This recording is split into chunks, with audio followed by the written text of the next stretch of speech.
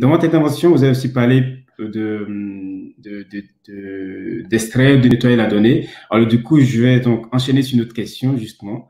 Le métier de data analyst, c'est un métier parmi plusieurs autres métiers dans le domaine de la data.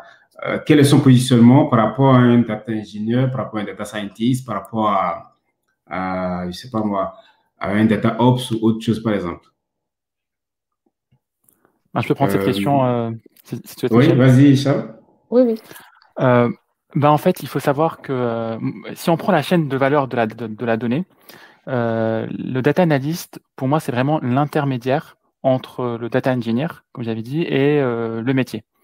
Et si on prend la chaîne de valeur, en fait, le premier maillon, ça sera toujours le data engineer ou le data architecte. C'est-à-dire que c'est une personne, en fait, qui va s'assurer que les bases de données sont bien structurées, parce qu'en fait, il y a une base de données, c'est plusieurs sources. Ils viennent de plusieurs sources. Et le but d'un data engineer, d'un data architecte, c'est qu'elle doit s'assurer que toutes les bases de données communiquent bien entre elles, le nettoyage est bien fait et que c'est bien structuré pour qu'elles soient prêtes pour l'utilisation pour les data scientists et les data analysts. Ensuite, la deuxième step, c'est data analyst et data scientist. Il faut savoir en fait que ces deux métiers ont quasiment le même but qui est de transformer les données brutes en des outils d'aide à la décision, en des données qui sont prêtes à être utilisées par le métier. Mais la différence entre le data scientist et le data analyst, c'est que le data scientist, lui, aura plus de compétences sur ce qu'on appelle le machine learning et sur des programmations type réseau de neurones, classification, prévision, etc. Donc lui, il doit être vraiment très compétent sur la partie machine learning. Alors que data analyst, en fait, il va plus répondre en fait à des problématiques type, comme a expliqué Penda, un métier qui propose, tiens, j'ai cette problématique, il faut comprendre son problème, créer des indicateurs, etc. Mais ça ne touche pas vraiment au machine learning. On reste vraiment sur de l'analyse de nos ventes en faisant des indicateurs, peut-être parfois faire des statistiques mathématiques, mais on ne touche pas au machine learning. Il faut savoir en fait que le data analyst, je connais beaucoup de personnes qui étaient auparavant data analyst et qui sont devenues data scientists. Tout à fait. Ouais. Et c'est vraiment une passerelle aussi. C'est vraiment un autre. C'est même pas les mêmes projets. Le data scientist, ça va être plutôt sur des projets qui vont durer plusieurs mois, voire plusieurs années. C'est des gros projets qui vont vraiment toucher au business. Alors que le data analyst, ça sera des projets hebdomadaires, au jour le jour. Merci, Charles. Donc, on voit bien les interactions qu'il y a entre les différents métiers. Les différents métiers. Oui. Et j'ai beaucoup aimé ce que Hicham a dit. Et justement, si je peux... Josiane. Le data scientist, comme Hicham l'a dit, c'est vraiment pour le machine learning. Et en fait, pour le business, c'est pouvoir prédire le client même. Si c'est possible de prédire ce que le client va faire dans le futur. Beaucoup, le business l'utilise. Comme Hicham l'a dit, le data analyst va analyser l'état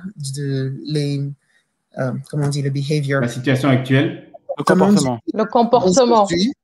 Aujourd'hui, et puis le data scientist va essayer de prévoir, de prévenir qu'est-ce que le client ferait. Des fois, le client lui-même ne va même pas s'en rendre compte, mais le data scientist va essayer de prévoir à l'avance en analysant les données passées, bien sûr, en créant justement tous ces machine learning, au travers de machine learning, les robots, de pouvoir vraiment prévoir comment le client, et de cette façon, quand on peut prévoir ce que le client peut faire, on peut mieux le servir, en fait.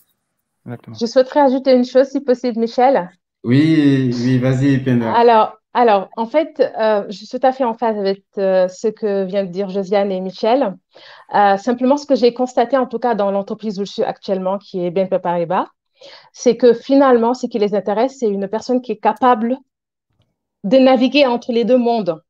Moi, aujourd'hui, selon certains projets, je suis data analyst, selon d'autres, je suis data scientist. Parce que, voilà, ils nous ont aussi préparé à la transition de SAS vers Python, des modèles classiques vers les modèles machine learning. Et donc, du coup, nous aussi, on nous apprend à pouvoir traiter les données non structurées, les données qui proviennent des commentaires et autres.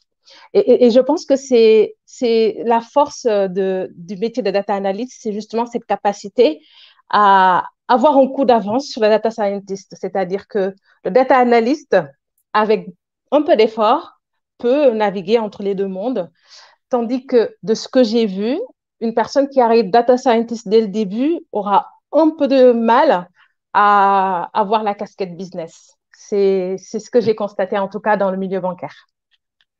Merci, merci Penda. Donc, on retient que, voilà, la chaîne de valeur data, il y a plusieurs personnes qui interviennent, hein. Il y a le data architecte, il y a le data ingénieur, mais en bout de chaîne, il y a donc ceux qui rendent des informations parlantes pour nos décideurs, nos responsables métiers. Donc, ce sont les data analystes et les data scientists. L'un travaille sur la prédiction de ce qui va arriver, ou parfois la compréhension de choses qui sont passées, et l'autre travaille sur l'analyse de nos comportements pour pouvoir proposer des indicateurs, des éléments d'information qui aident le métier à prendre des décisions.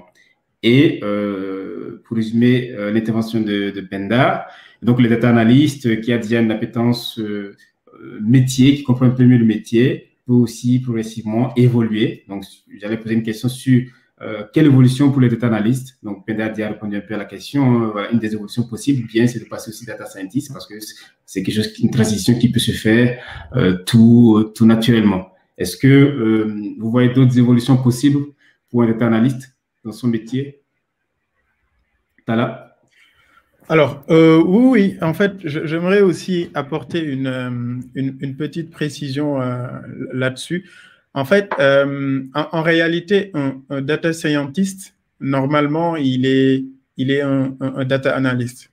Parce que ce qui fait la différence, c'est ce que Penda disait, c'est une personne qui est capable de naviguer entre les deux. Et ça, normalement, c'est le data scientist. Donc, un data scientist, ce qui le différencie d'un data analyst, ce sont ses compétences, surtout en technologie, en informatique, en infrastructure informatique. Donc, un data scientist, à lui seul, doit être capable de monter son infrastructure à lui seul, d'installer les logiciels à lui seul, de développer le langage à lui seul et de développer les modèles à lui seul. Donc, sans intervention peut-être d'un support informatique. Alors qu'un data analyst, il faudrait qu'on lui prépare l'infrastructure technique, qu'on lui fournit toute l'infrastructure prête avec des données pour qu'il puisse développer ses modèles. Sa différence avec les data engineers, c'est qu'un data analyst est beaucoup plus proche des métiers. Donc, il faut une bonne connaissance du business. Donc, son évolution naturelle, c'est de tendre vers le business parce que c'est quelqu'un qui comprend en amont comment l'activité fonctionne et comment les données sont interprétées. Donc, c'est quelqu'un qui a déjà l'esprit ouvert sur comment le business fonctionne. Donc, c'est quelqu'un qui peut très rapidement évoluer vers le management marketing ou vers les métiers de marketing, vente, etc. Donc, pour moi, c'est comme ça que je vois son évolution naturelle. Sinon, dans les métiers ou dans les activités aujourd'hui d'un data analyst, il peut en partie faire de la prévision ou de la prédiction parce que c'est sa différence aussi avec un data scientist, c'est que le data scientist, il travaille sur des données pas forcément structurées. Donc, il peut bien travailler sur des données structurées et non structurées. Et généralement, un data analyst, de manière native, il ne travaille que sur des données structurées pour travailler sur des problématiques connues et apporter de l'aide à la décision sur un besoin bien connu, alors que le data scientist, il se projette sur des... Il crée même ils inventent même des questions. C'est lui-même qui pose des questions sur la table des managers pour dire attention, il y a ça qui est en train d'arriver, il y a ça qui commence à perturber ou qui commence à sortir. Donc, ils sont assez appétents pour sortir tout ce qui est aberration, tout ce qui est anomalie. Et donc, ça, c'est la prédiction. C'est juste la petite précision que je voulais apporter là-dessus. Voilà. Merci Tala pour cette précision.